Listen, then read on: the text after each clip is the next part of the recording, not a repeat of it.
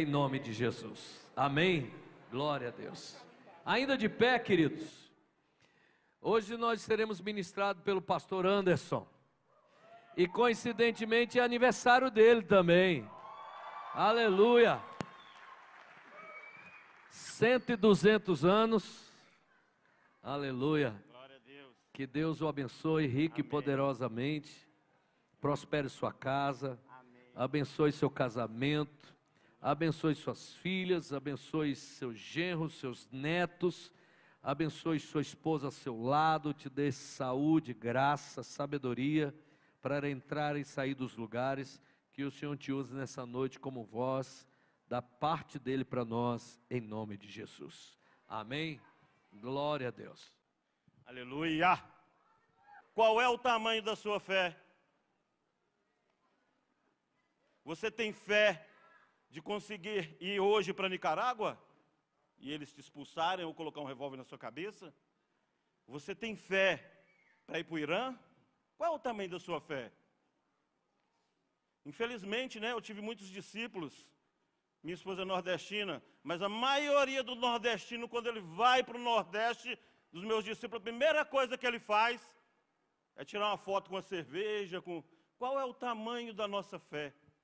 É até chegar no Nordeste, se encostar um revólver na sua cabeça e falar, nega Jesus Cristo, o que você vai fazer?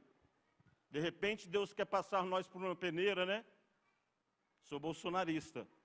Mas eu sou em primeiro lugar de Jesus Cristo.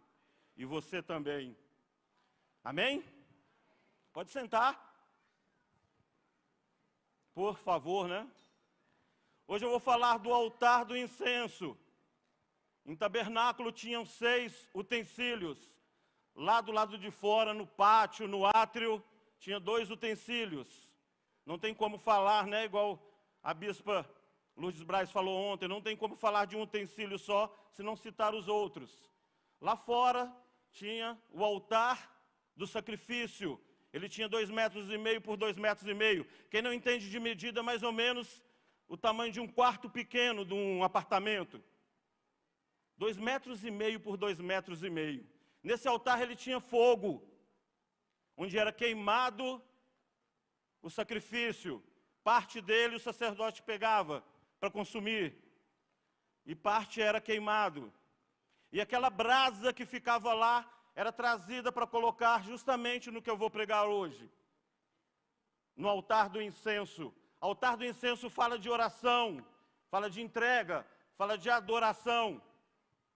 Depois o sacerdote era entregue a ele para ele sacrificar, passava na pia e lavava suas mãos e trocava suas vestes, diz lá em Levítico. Ele tinha que entrar limpo. É assim que nós temos que entrar na presença de Deus. Nós chegamos sujos, mas quando nós aceitamos Jesus Cristo, automaticamente nós temos que nos limpar. Amém? Essa é a transformação. Nós temos que entrar limpos. Depois da pia, vinha do lado direito a mesa da proposição dos pães. Eram 12 pães, números das tribos. Do lado esquerdo, 7 luzeiros, O luzeiro, o candelabro, o castiçal. Cada um tem um significado. Altar, sacrifício, entrega.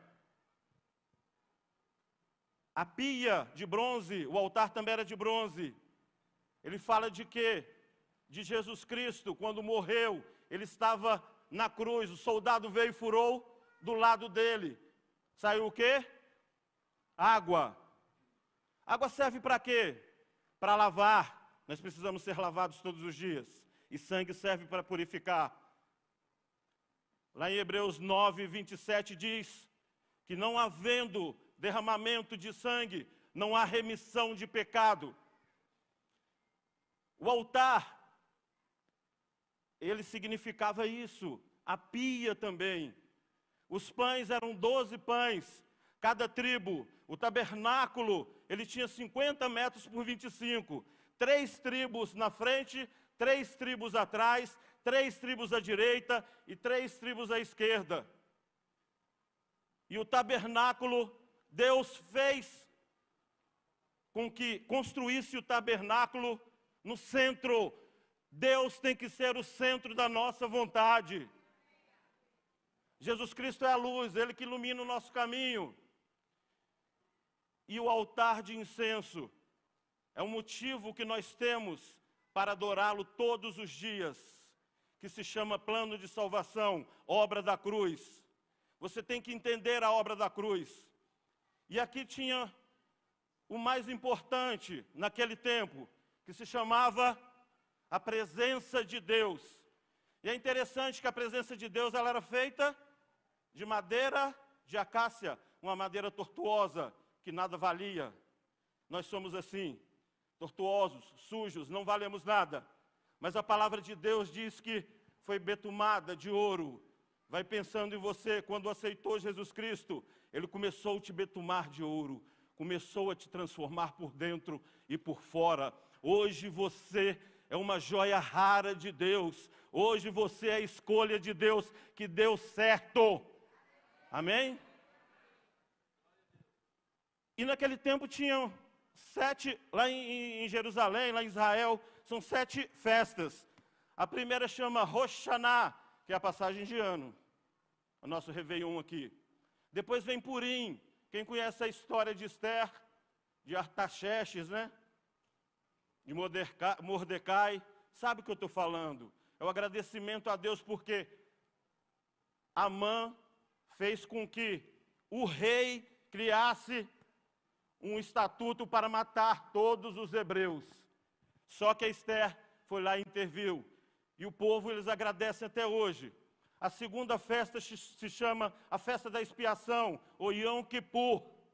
Essa é a terceira festa. A primeira, Rosh Hashanah. A segunda, Purim. A terceira, Yom Kippur. E a quarta, Hanukkah. Todos nós aqui conhecemos. A Bíblia ela fala rapidinho sobre Hanukkah, está lá em João 10. Mas preste atenção, Hanukkah fala de quê? De multiplicação do azeite. Nós precisamos desse azeite todos os dias. É interessante que Eliseu chegou na casa de uma viúva e ela falou, eu sou viúva. O que é que você tem? Não, eu não tenho nada. Então faça o seguinte, pega vasilhas, vasilhas vazias. Ruim de falar, né? Vazias, vasilhas. Vasilhas vazias. Assim tem que ser nós. Nos esvaziarmos para que o óleo de Deus entre em nós e nós sejamos transformados 100%. É isso que nós precisamos. Então, qual é a última festa que eu falei das 4? Hanukkah. E agora vem as 3. As 3 de estatuto perpétuo. Uma depende da outra. Amém? Eu vou explicar direitinho. Hoje eu vou falar igual eu falei para vocês. De quê? Do altar do incenso. E altar de incenso fala de quê? De oração, de adoração. E tabernáculo é uma festa que nós temos que pensar o seguinte. Uma festa que tem a ver com o quê? Com a peregrinação. Repita comigo, eu não sou daqui. Eu sou peregrino. Eu sou de lá. Eu sou do céu. É uma festa em agradecimento pela peregrinação por quantos anos? 40 anos. E é interessante que lá em Deuteronômio 8, diz assim, ó, e as vestes do corpo não se envelheceram. E os pés não incharam. Isso implica que os sapatos não estragaram. Os sapatos foram crescendo conforme as crianças foram crescendo. Isso dá a entender, não está escrito, mas dá a entender.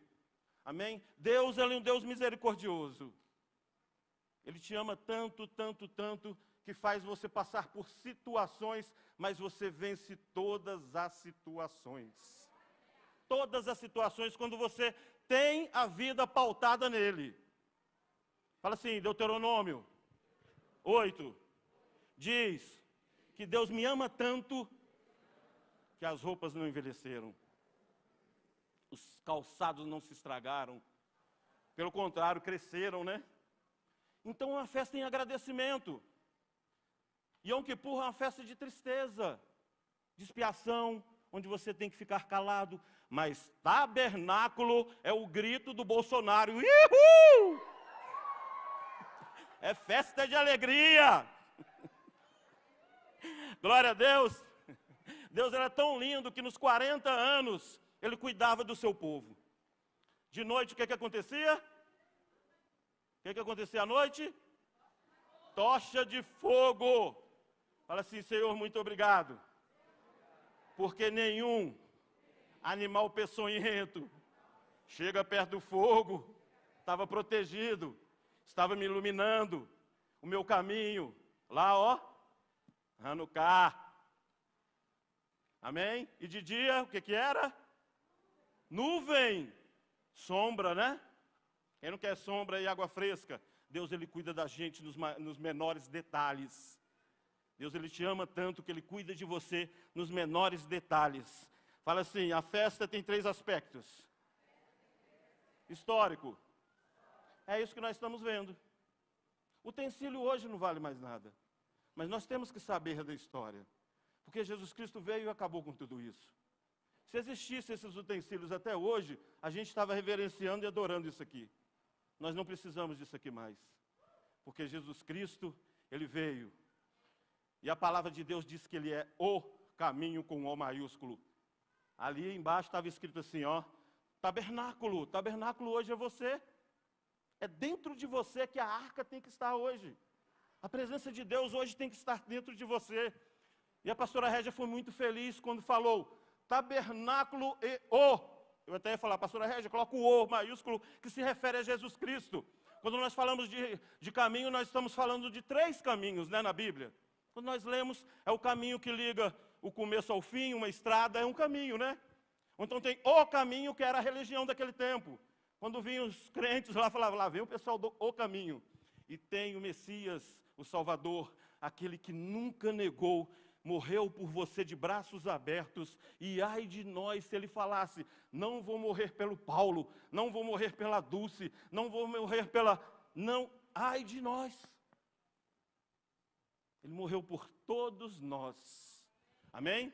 Fala assim, o preço do sangue de Jesus é um preço incalculável. Glória a Deus. Hoje ele é o sacrifício. Hoje ele é o sacrifício. E nós vimos que se forma uma cruz, não é verdade? A cruz hoje não vale nada. A cruz é uma arma. O que vale é a obra da cruz. O plano de salvação. Eu vejo muita gente com uma cruz pendurada no pescoço, mas não tem Jesus no coração. E é isso que nós precisamos, é Jesus no coração. Nós não precisamos de uma cruz pendurada no pescoço. Nós não precisamos mais da Arca da Aliança. Isso é um aspecto o quê? Histórico. E tem outro aspecto, agrícola. Porque das 3 festas mais importantes, eu falei de 4, veio primeiro Páscoa, depois veio o quê? Pentecoste, 50 dias depois da Páscoa, e depois veio tabernáculo para fechar o ciclo. Igual o apóstolo falou para nós, era para agradecer a colheita das tâmaras. E eu fui estudar, não era só tâmaras, porque fechava o ciclo da colheita. Então era um agradecimento geral. Ela era histórica, porque contava toda a história do povo, que ficou 430 anos preso, Êxodo 12, 40, e depois foi libertado por Moisés. Por que esse povo ficou preso? Porque lá em Gênesis 37, 24, José é jogado dentro de um buraco. E eu preguei uma vez aqui, o melhor lugar para José estar era dentro de um buraco. Fala assim, o melhor lugar para eu estar hoje é onde eu estou. Mas amanhã... Por que era melhor ele estar dentro do buraco, pastor? Porque lá fora tinha 10 homens querendo matá-lo. 10 não, 9, né? É melhor eu estar dentro do buraco do que 9 marmanjos querendo me matar. Porque o irmão mais velho não quis matá-lo. O melhor lugar para José estar não era no buraco, era fora, como escravo. Os ismaelitas pegaram ele, foi vendido e levaram. O melhor lugar para José estar era onde? Numa carroça, sendo levado como um escravo. Era melhor do que num buraco. O melhor lugar para você estar é o que você está hoje. Mas em tabernáculo você vai aprender que Deus tem muito melhor para você amanhã. Amém? E aí José é levado onde? Para a casa de Potifar. O melhor lugar para José estar era onde? Na casa de Potifar, do que onde? Uma carroça. Só que lá tem uma mulher louca, desvairada. Para onde ele vai? Para a prisão. O melhor lugar para José estar era na prisão. Era melhor do que? Na casa de Potifar. E o que ele vira? Governador, ministro da economia, né? Paulo Guedes, lá do... o Paulo Guedes, lá do Egito. O que acontece? O melhor lugar para José estar era onde? Num palácio com um governador. Era melhor do que? Na prisão. Só que aí se passou 430 anos. E os feitos de José foi esquecido. José vai lá, pega seus irmãos, pai. A palavra de Deus diz que tinha 70 homens que foi transportado para ali com Israel, né? Não era mais Jacó. Foi transportado para ali e foi morar numa terra que se chama Gozém, no cantinho lá do Egito. E preste atenção, passou-se o tempo, veio um novo rei, Faraó, e começou a prender o povo de Israel. Falou, esse povo está crescendo demais. Fez o povo o quê? Escravo. Necessário era o quê? Libertação, libertar aquele povo. Quem que ele manda? Moisés. Moisés liberta o povo, nós começamos a ver a partir de Êxodo 12. É interessante que muitas vezes na caminhada, Jesus Cristo é o caminho, muitas vezes na caminhada, nós temos que às vezes parar, recuar e dar uma olhada. O que está acontecendo na nossa vida? Êxodo 14 diz assim, o povo está lá perto do Mar Vermelho. Lá em Êxodo 14, Deus fala, Moisés, manda o povo recuar. E o povo recua. Muitas vezes é necessário nós andarmos para trás para ter uma visão melhor. E continua. Êxodo 19, Êxodo 20, os mandamentos, não é verdade? Os 10 mandamentos em Êxodo 20. Nós temos que amar a Deus acima de todas as coisas. É verdade? Os 10 mandamentos. É interessante que isso aqui está falando de lei mosaica, da dispensação das leis. E nessa dispensação das leis, não eram só 10 leis, 10 mandamentos. Eram 613 mandamentos. 248 positivo, 365 negativo.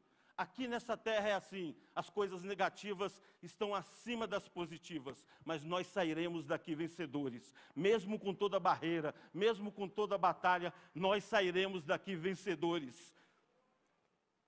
Capítulo 19, Êxodo. Moisés sobe para o Monte Sinai. E fica quantos dias lá? 40 dias. Lá Deus revela para ele. Deus revela para Moisés o seguinte, Moisés, você vai fazer tudo conforme eu estou te dizendo. Você vai fazer um tabernáculo, começa no capítulo 25. Ali ainda não é a construção, ali é só um projeto. Assim como o apóstolo falou, o arquiteto, o engenheiro, é quem? Deus. Mas Moisés era o mestre de obra. De 25 a 31, a gente vê Êxodo, a construção, tudo que era para fazer, os projetos.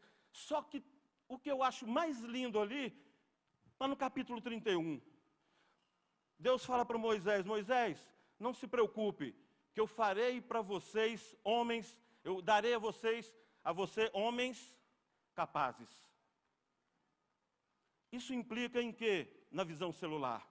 Ninguém anda sozinho. Moisés, ele não estava sozinho. Deus falou para ele, eu vou enviar homem capaz, homem hábil, homem inteligente, que sabe mexer com ouro, sabe mexer com madeira. Deus manda Bezalel.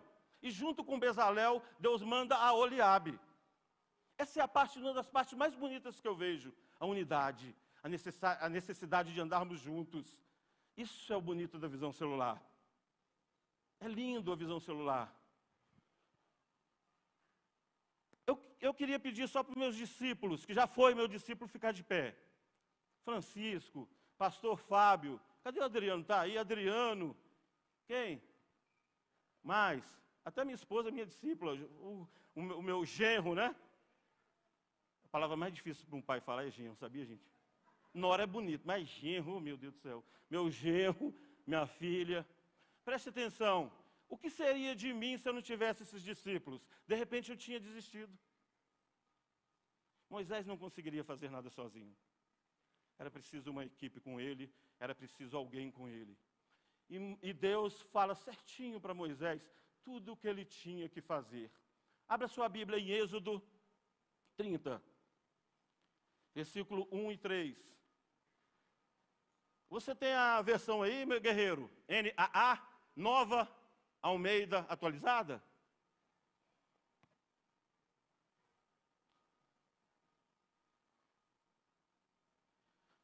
Êxodo 30, versículo 1 e 3. Faça também um altar para queimar incenso. Faça-o de madeira de acácia.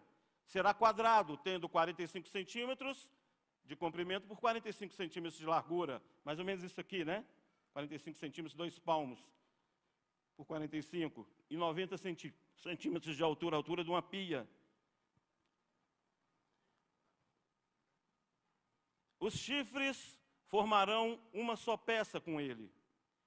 Servirão de ouro puro da parte superior, e as paredes em redor e os chifres ponham também um arremate de ouro ao redor. Salmos 141. Vamos falar um pouco aqui do altar de incenso. Salmos 141 diz assim, ó: Senhor, eu clamo a ti, apressa-te em me socorrer. Inclina os ouvidos à minha voz. Quando eu te invoco, suba a tua presença a minha oração como incenso, e seja o erguer das minhas mãos como oferta vespertina. Oferta à tarde, no final do dia, né, vespertino. Vamos lá, Apocalipse 5. Rapidinho aí. Apocalipse 5, versículo 8. E quando ele pegou o livro, os 4 seres viventes, os 4 anciões se prostraram diante do Cordeiro, tendo cada um deles uma harpa e a taça de ouro cheia de incenso, que são as orações dos santos. Amém? Apocalipse 8, 3. Apocalipse 8, 3. Ele é rápido, hein? Veio outro anjo e ficou em pé junto ao altar com um incensário de ouro, que foi dado muito incenso para oferecê-lo, como as orações todos os santos, sobre o altar de ouro que está diante do trono e da mão do anjo. Subia à presença de Deus a fumaça do incenso com as orações dos santos. Glória a Deus! Você entendeu o que é incensário? Quando a pastora Régia pediu para mim falar sobre incensário, ela já me deu a dica, é oração. Eu falei, glória a Deus. A oração ela é a chave da porta do coração de Deus em nosso favor. É assim, né, apóstolo? A sua frase? A oração é a chave do coração de Deus que abre em nosso favor. Uma das partes mais bonitas da história de Davi está lá em 2 Samuel 5,7. Vamos ver se ele é rápido mesmo. 2 Samuel 5,7. Fala da oração. Vamos ver se ele é rápido agora. 2 Samuel 5,17. 5,17. Aí. É interessante que a palavra de Deus diz aí que os filisteus, eles souberam, eles ficaram sabendo que Davi, ele foi ungido rei. Não é verdade? E olha a palavra de Deus. O que está falando ali? Que Davi fez o quê? Desceu a fortaleza. Preste atenção, os filisteus estavam querendo pegar Davi para matá-lo, para prendê-lo, para fazer alguma coisa que queria fazer com ele. Só que ele desceu a fortaleza. Eu fui lá em Pernambuco, Forte Orange, e ele é alto, porque fortaleza você tem que avistar tudo ao seu redor. Lá em Porto Seguro tem. O forte, eu acho que de Santa Cruz, tem um forte. Em Salvador tem, todo forte, ele tem que ser feito num lugar alto, para você avistar. Mas preste atenção, a fortaleza do homem está em descer. A fortaleza do homem está em se ajoelhar. Davi, ele orou, e Davi, ele se encurvou. Davi entendeu que a fortaleza do homem tem que ser lá embaixo, para que Deus cresça e nós diminuamos. É isso que está falando aí. A fortaleza, a nossa fortaleza tem que ser humilhação, humilhar. E falando de oração, a oração tem um aspecto muito importante, que a nossa oração, ela não muda o status, ou o estado, ou a soberania de Deus. Tem gente que é soberba e acha, eu vou orar para mudar Deus. Não! Deus, ele é Deus, ele não precisa de mudança. Deus é soberano. A oração é para nos fortalecer. A oração é para nos achegar a Ele. Mateus 6,6. Tu, porém, quando for orar, feche-se no teu quarto. Ore o teu Deus que está em secreto. E o teu Deus que está em secreto te recompensará. O que isso está falando, não é? Não é para orar onde? No quarto, no aposento. Por que não está falando orar no banheiro? Porque banheiro é lugar de fazer necessidade fisiológica, né? Por que não está falando orar na cozinha? Porque cozinha é lugar de trabalhar. Por que não está falando orar na sala? Porque sala é lugar de receber o quê? Visitas. Está falando para você se trancar no lugar de intimidade, no lugar de descanso. Faça de onde você estiver o seu quarto.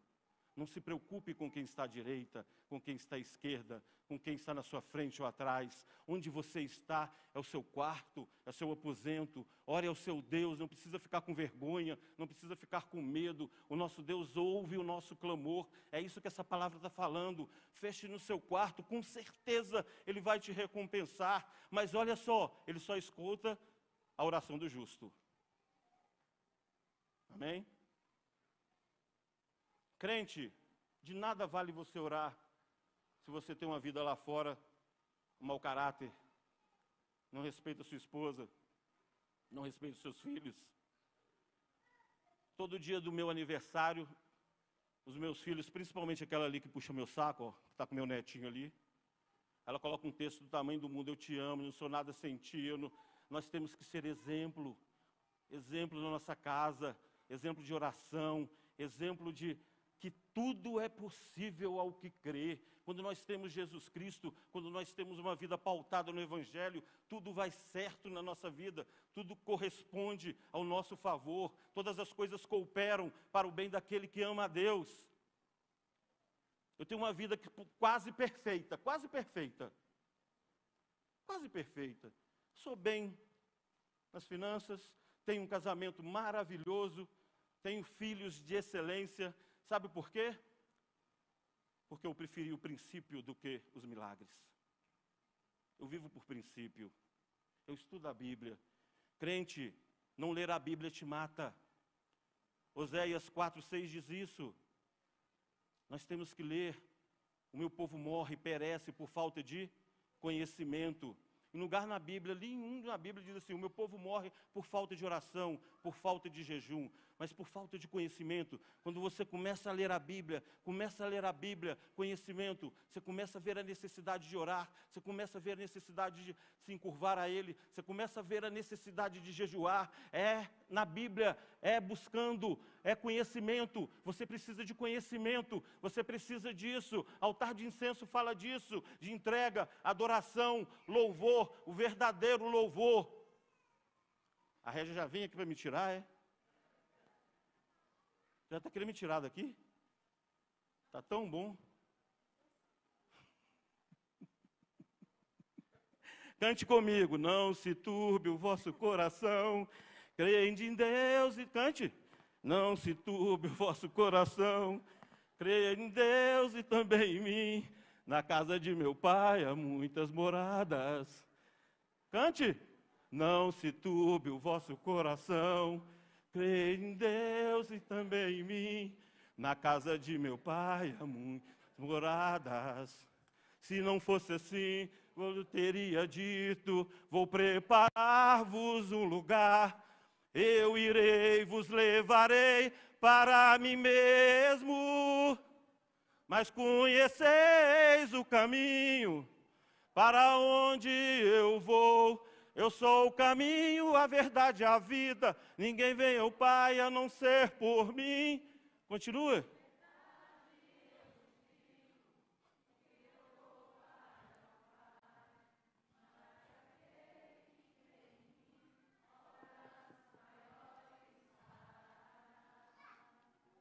Jesus Cristo estava falando, Pai,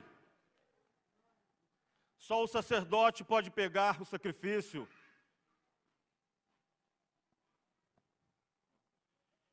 E apresentar a Ti, Pai. Só o sacerdote, Pai, pode se lavar.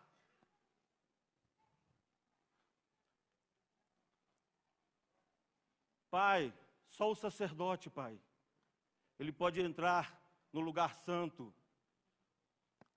Só o sacerdote, Pai, pode ver de perto a luz que é Jesus. Só o sacerdote, Pai, pode comer do pão. Só o sacerdote pode te adorar no incensário. Mas Jesus Cristo falou, Pai, Paulo não vai dar conta. Porque ele não é sacerdote. Como ele vai entrar no lugar santo? Ageu não vai dar conta, Pai. Como é que Ageu vai entrar no lugar santo? Vieira não vai dar conta, Pai. Como é que ele pode entrar no lugar santo? Mas Jesus Cristo foi falando, eu sou o caminho, eu sou o caminho. Pai, rasga os véus, Pai. Eu sou o caminho. E se eles vierem atrás de mim, se eles vierem comigo, Pai, eles terão o poder de entrar no Santo do Santo. Porque nesse lugar aí, Pai, só quem era sumo sacerdote, Pai, mas eu vou fazer isso por eles. Rasga o véu, Pai. Rasga o véu, Pai. Eu vou dar a condição deles entrarem. Eu vou dar a condição deles entrarem no Santo dos Santos. Senhor, em nome de Jesus, nós estamos aqui nessa noite, Pai, para entregarmos a Ti a verdadeira adoração. Pai, nós estamos aqui, Pai, não simplesmente por uma festa, mas por uma entrega. Pai, em nome de Jesus, Pai, muito obrigado, Jesus, que a Tua palavra diz que o véu se rasgou de alto a baixo, e hoje nós podemos entrar no Santo do Santo. Nós temos, Senhor, em nome de Jesus, acesso livre, porque Tu és aquele, Senhor, que morreu, derramou o sangue. Senhor, hoje nós podemos entrar no Santo dos Santos, porque Tu rasgastes o véu. Pai, muito obrigado. Cada gota do Teu sangue tem um preço incalculável. Jesus Cristo é a confirmação da ordem de Deus, de que todo pecado só seria pago a preço de sangue. Ele está falando, venha, venha para o altar. Hoje você pode, venha para o altar. Eu te permito, eu dou permissão para ti. Jesus Cristo é a nossa confirmação de que hoje nós temos acesso aos santos dos santos. Aplauda o Rei.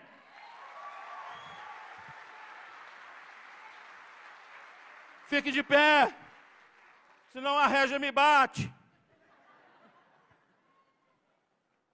Régia, não era meia hora?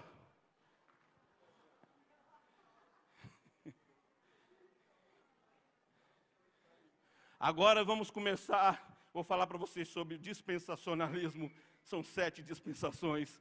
Começa pela da inocência. Estou brincando. Amém? Vamos orar.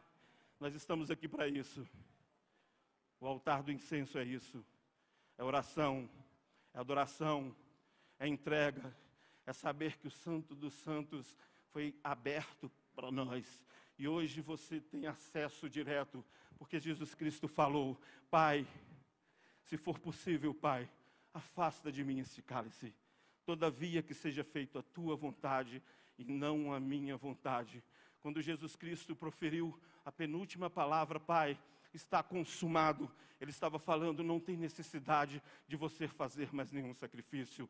quando ele falou: Pai, perdoa-os, que eles não sabem o que fazem. Em tua mão, Senhor, entrego o meu espírito. Isso estava dizendo a nova aliança. Nós entraremos com ele na mansão celestial. Nós estaremos com Jesus na nova Canaã. Nós estaremos com Jesus na nova Jerusalém, porque ele é o Santo dos Santos hoje, e você é o tabernáculo, porque o Santos dos Santos hoje está livre, e o tabernáculo é você. Você tem que carregar dentro de você a Arca da Aliança, e a Arca da Aliança significa a presença de Deus. Fala comigo: hoje eu não preciso de utensílios.